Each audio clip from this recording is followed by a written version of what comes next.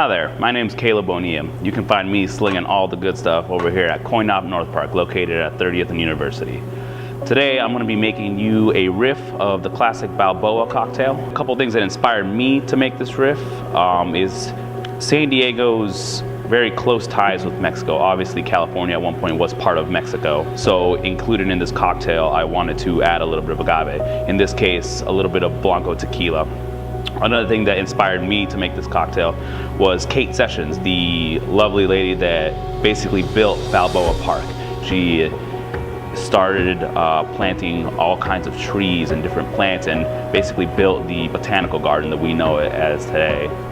So I wanted to pay a little homage to her by creating what I call a Balboa syrup, which is a mixture of different fruits, plants, spices.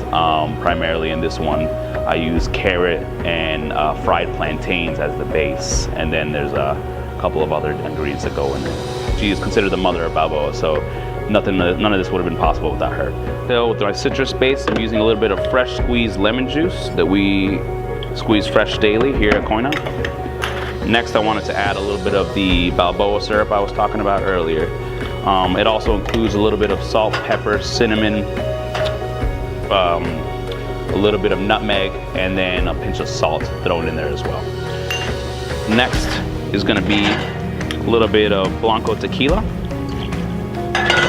followed by a little bit of Hennenberry rye whiskey.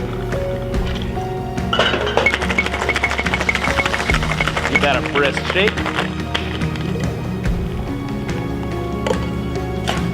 Pour into a rocks glass,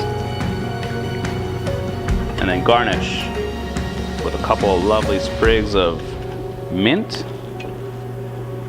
as well as a nice pinch of salt. Cheers to San Diego craft spirits, craft cocktails, and the Balboa. That's tasty.